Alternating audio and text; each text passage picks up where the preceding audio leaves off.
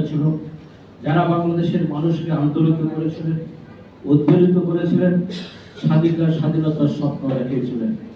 তাদের সর্বোচ্চ শীর্ষ নেতা শেখ মুজিব পাকিস্তান পাখানা বেরবানির কাছে আত্মসমর্পণ করে, আর বাকি নেতারা আত্মগোপন করে পরবর্তী পর্যায়ে তারা ভারতে চলে যায়।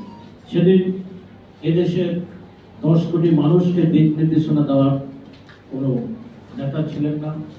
সেদিন 8ম ইস্ট বেঙ্গল রেজিমেন্টের একজন তরুণ মেজর জিয়াউর রহমান তার ঊর্ধ্বতন কর্মকর্তা পাকিস্তানি কর্নেল জামজুয়াকে হত্যা করে বিপ্লব ময়দানে দাঁড়িয়ে ট্রামের উপর দাঁড়িয়ে বললেন 25 তারিখ 12টার পর 2টার দিকে ওই রিভোল্ট, এবং উনি পাকিস্তানের সাথে বিদ্রোহ ঘোষণা করেন।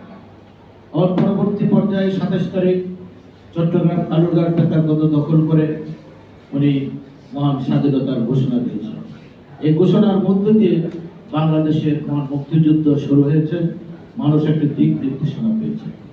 অতএব শহীদ প্রেসিডেন্ট জিয়াউর রহমান বাংলাদেশের জন্মলগ্ন থেকেই এর সাথে ওতপ্রোতভাবে না উনি এই ঘোষণার স্বাধীনতার ঘোষণার দাবিদার হচ্ছেন একমাত্র শহীদ প্রেসিডেন্ট জিয়াউর রহমান।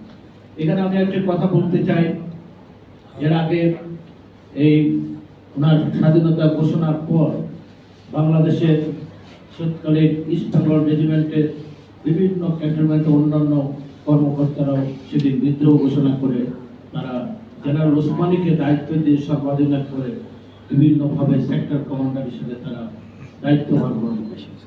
জিয়াউর রহমান সাহেব জেড ফোর্স গঠন করেন এবং ওনার অধীনে অন্যান্য বাঙালি সৈনিকরা যোগ দেন। তারা তেলিয়াপাড়ায় 8 এপ্রিল একটি মিটিং করেন এই সেনা অফিসাররা। সেখানে তারা জেনারেল ওসমানীকে দায়িত্ব দেন যা তাজউদ্দিন সাহেবকে বলার জন্য যে একটি প্রবাসী সরকার গঠন করার জন্য। তার ধারাবাহিকতায় 10 এপ্রিল প্রবাসী সরকার গঠনের সিদ্ধান্ত হয় এবং 17 এপ্রিল মেহেরপুর আম্রকাননে প্রবাসী সরকার শপথ গ্রহণ করে। তাজউদ্দিন সাহেব প্রধানমন্ত্রী হিসেবে শপথ গ্রহণ করেন, শহীদ নজরুল ইসলাম সাহেব অস্থায়ী রাষ্ট্রপতি হিসেবে শপথ গ্রহণ করেন, খন্দকার মোশতাক সাহেব পররাষ্ট্রমন্ত্রী হিসেবে শপথ গ্রহণ করেন এবং ক্যাপ্টেন মনসুর আলী অর্থমন্ত্রী হিসেবে শপথ গ্রহণ করেন।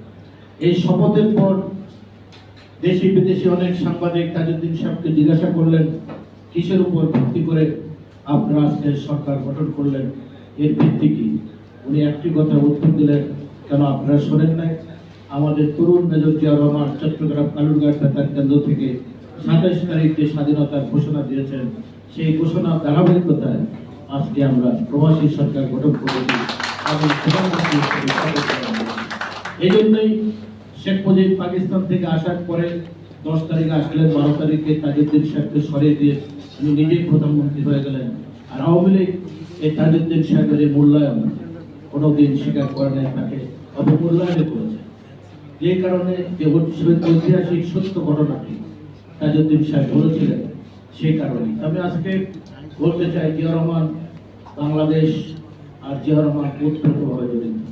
আমাদের এই মানচিত্র, আমাদের এই পতাকা, এটি হলো জিয়াউর রহমান এর সাথে ওতপ্রোতভাবে জড়িত। তাই আমরা বলতে চাই শহীদ প্রেসিডেন্ট জিয়াউর রহমান যদি সেদিন স্বাধীনতার ঘোষণা না দিতেন আমরা এই বাংলাদেশ পেতাম।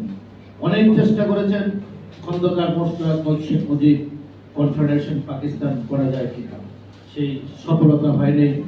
সেক্টর কমান্ডারদের শহীদ প্রেসিডেন্ট জিয়াউর রহমানের ঘোষণার মধ্যে দিয়ে যেতে রণাঙ্গনে যুদ্ধ ছড়িয়ে গেল, তারপরে এর থেকে সেই আওয়ামী লীগ ফিরে আসতে পারেনি। আওয়ামী লীগ স্বাধীনতা যুদ্ধে বাধ্য হয়ে অংশগ্রহণ করেছে। তাই আমরা বলতে চাই শেখ হাসিনা দীর্ঘদিন ধরে এই মুক্তিযুদ্ধের চেতনাকে ফেরি করেছেন, ফেরি করে ওনার আওয়ামী লীগের পরিবারের মধ্যে এই মুক্তিযুদ্ধকে ঢুকিয়ে দিয়েছিলেন। এই দাবিদার